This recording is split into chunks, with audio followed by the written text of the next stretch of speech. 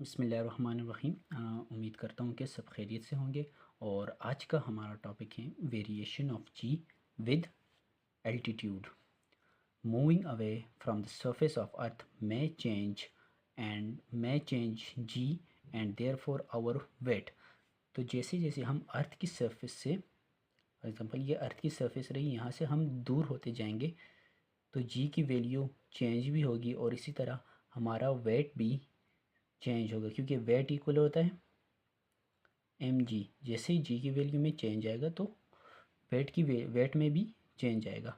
The value of ji eight A given place depend upon the distance from the centre of earth.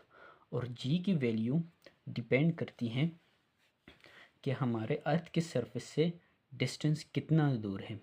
For example ये हमें एक figure दिया गया है। अब इस पॉइंट से लेकर इस पॉइंट तक रेडियस ऑफ द अर्थ आ गया और ये पॉइंट जो है हमारे पास for example surface of the earth आ गया। अब जितना दूर जाएगा एक ऑब्जेक्ट अर्थ की सरफेस से, उतने ही जी की वैल्यू में चेंज प्रोड्यूस होगी।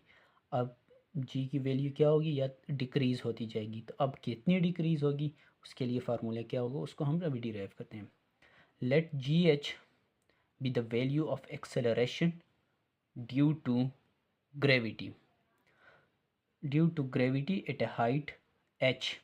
अब हम कंडीशन लेते हैं कि जी एच हमारे पास वैल्यू है इस हाइट h पर, किसकी, एक्सेलरेशन ड्यू टू ग्रेविटी। अगर हम इस हाइट पॉइंट से इस पॉइंट तक गए, सरफेस से इस हाइट तक h हाइट हमने कवर की, तो वहाँ पर जो एक्सेलरेशन की वैल्यू थी वो जी एच होगी। We can rewrite gravitational field strength from equation 15.3। तो इससे पहले जो हमने ग्रेविटेशनल फील्ड स्ट्रेंथ के ज़रिए और वैल्यू ऑफ जी फाइंड की थी इक्वेशन 15.3 में, हमने यहाँ पे देखा था कि जी की वैल्यू डिपेंड करती है मास ऑफ द अर्थ पे और रेडियस ऑफ द अर्थ पे। तो इसी इक्वेशन के थ्रू हम फाइंड करेंगे।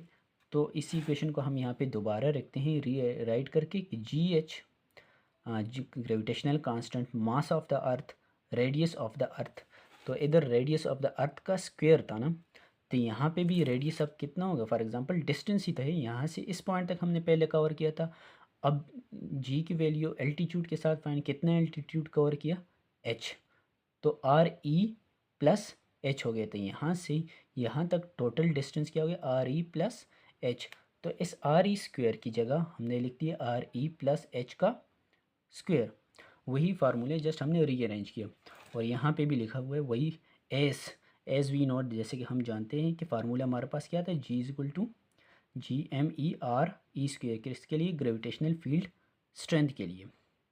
अब यहीं से हमने इस वैल्यू को चेंज करने की, ग्रेविटेशनल कांस्टेंट और मास ऑफ द अर्थ की वैल्यू फाइंड करनी है, तो इस फार्मूले से ही करते हैं कि जी एक साइड पे आ गया, यहाँ से आर ई स्क्वेयर हम इधर लेके आ जाते हैं, तो हमारे पास क्या बचेगा, G R E square and G M E square. अब ये जो capital G M E square की वैल्यू कितनी आएगी, जी आर ई का स्क्वेयर।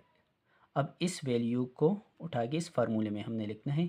तो पुटिंग इक्वेशन 15.6 इन 15.5, तो 15.6 जो इक्वेशन आई कि कैपिटल जी एम ई की वैल्यू आ गई जी आर ई स्क्वेयर, तो कैपिटल जी एम ई की जगह लिखेंगे जी आर ई स्क्वेयर। सेम उसी फार्मूले को जस्ट हमने रीअरेंज किया और वहाँ पे पुट किया।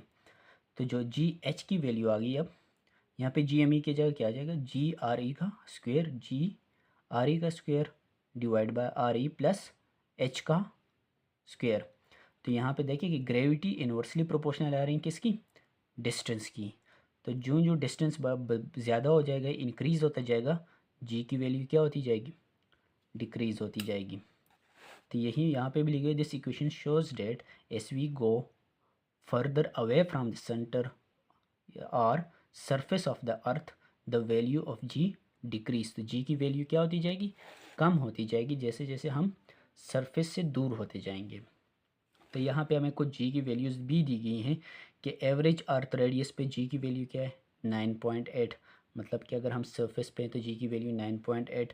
इस तरह माउंट एवरेस्ट पर भी जी की वैल्यू में कोई ख़ास फ़र्क नहीं पड़ता, 9.8 की ही जी मीटर पर सेकंड जी की वैल्यू रहेगी, जो डिस्टेंस है 8.8 किलोमीटर।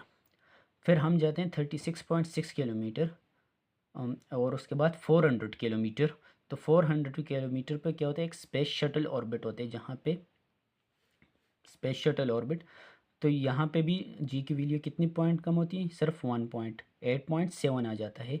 उसके बाद 35,700 का जहाँ पे कम्युनिकेशन सैटेलाइट होती है, तो वहाँ पे जी की वैल्यू बहुत कम हो जाती है, 0.2। और जो आप इससे दूर होते जाएंगे जी की वैल्यू क्या हो जाएगी, 0 हो जाएगी।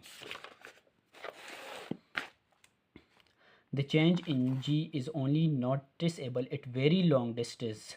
तो जी की वैल्यू क्या है, बहुत लॉन्ग डिस्टेंस पर नोटिसेबल होती हैं। जैसे कि हम अगर पहुँचे कम्युनिकेशन सैटेलाइट पर, तो वहाँ पे जी की वैल्यू बहुत कम हो जाती है, 0.2 तक आ जाती है। तो thank you so much. Next video में